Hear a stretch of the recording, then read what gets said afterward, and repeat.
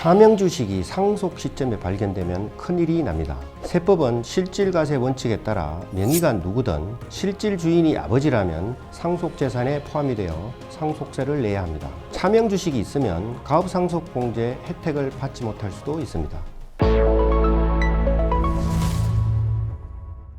안녕하세요. 법무법인 백송 박윤혜 대표 변호사입니다. 안녕하세요. 세무법인 세연 구상호 세무사입니다. 오늘은 지난 시간에 이어 구상호 세무사님과 상속세 세무조사 사례에 대해 알아보겠습니다. 네, 오늘 주제는 보험금, 차명주식, 그리고 가족법인 가수금입니다. 오늘 이 영상이 향후 상속 문제로 고민하는 분들에게 도움이 되었으면 좋겠습니다.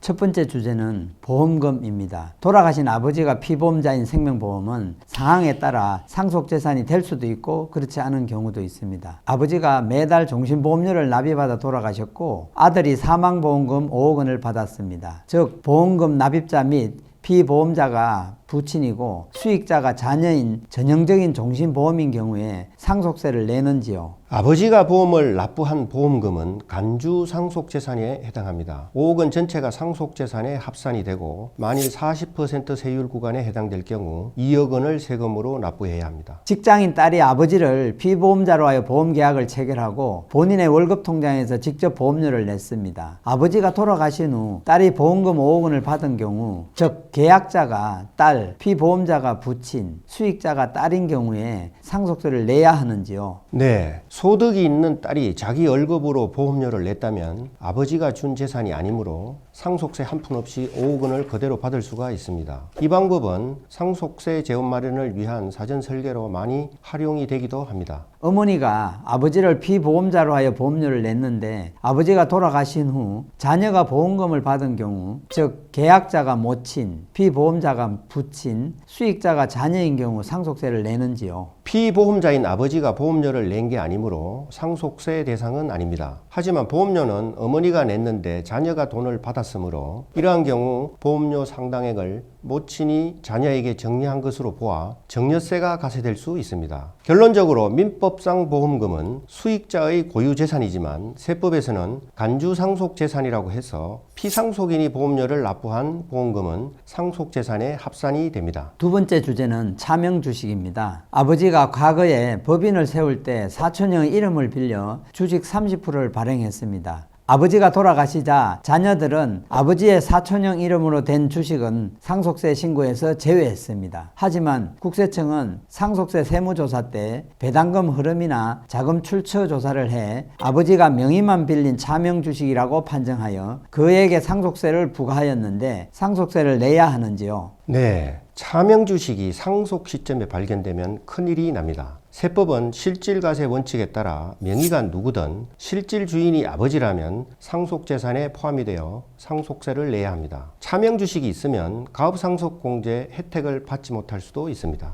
명의를 빌려준 사촌형이 먼저 사망한 경우 사촌형의 자녀들이 그 주식이 차명인 줄 모르고 본인들 상속재산으로 신고한 경우에는 어떻게 해야 하는지요? 네, 이것이 제일 골치가 아픕니다. 아버지는 그거 내 거니까 돌려줘라고 조카를 상대로 소송을 걸어야 합니다. 설사 소송에 이겨서 주식을 찾아오더라도 가족 간의 불안은 피할 수가 없습니다. 반대로 조카들은 상속세를 다 신고 납부했는데 다시 돌려받기도 쉽지가 않습니다. 실질과세 원칙에 따라 사촌형의 자녀들은 이 주식은 우리 아버지 재산이 아니었다라고 주장하며 기존에 낸 상속세를 돌려달라는 경정 청구를 해야 합니다. 가장 무서운 점은 차명 주식임이 밝혀지는 순간 명의신탁 정려 의제 규정이 적용되어 그에게 증여세와 가산세가 추징될 수가 있습니다. 그러면 차명 주식은 어떻게 처리를 해야 하는지요? 네, 반드시 두 분 모두 살아 계실 때 정리하는 것이 바람직합니다. 명의신탁 해지 절차를 통해 실질주주로 환원해야 합니다. 국세청에서도 명의신탁 주식 실질 소유자 확인 제도를 통해 납세자들의 애로사항을 도와주고 있습니다. 다만 명의신탁 시점이 오래될수록 차명임을 입증하는 데 상당한 어려움이 있습니다. 그리고 명의신탁 해지 시 증여세, 양도소득세 등 추가 세금 문제가 발생할 수도 있습니다. 세 번째 주제는 가족법인 가수금입니다. 먼저 가족법인에 대하여 간단히 설명해 주시기 바랍니다. 네, 가족법인이란 가족 구성원이 주주로 참여하는 법인을 의미하며 법률상 용어는 아니고 실무적으로 부르는 표현입니다. 주로 일정 규모 이상의 자산을 가진 분들이 상속세와 정력세 부담을 줄이기 위한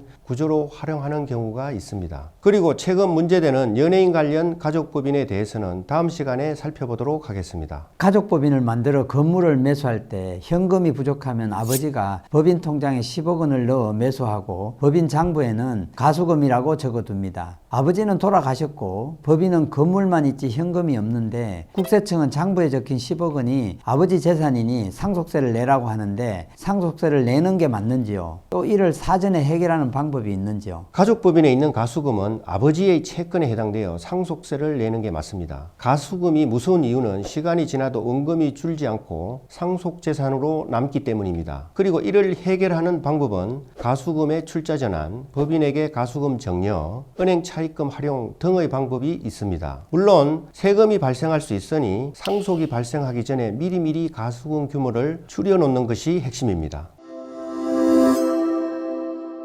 상속은 준비하지 않으면 분쟁과 세금이 동시에 발생합니다. 사전에 구조를 점검하는 것이 가장 확실한 절세인 것 같습니다. 끝으로 더 하실 말씀이 있으신가요? 지금까지 보험금, 차명주식, 가족법인 가수금이라는 세 가지 상속세 리스크에 대해 살펴보았습니다. 다음 시간에는 요즘 관심이 높아지고 있는 가족법인에 대해 그 구조와 활용 방식, 장단점, 그리고 세무상 유의할 점까지 함께 알아보도록 하겠습니다. 영상이 도움이 되셨다면 구독과 좋아요, 알림 설정도 부탁드립니다. 감사합니다. 감사합니다.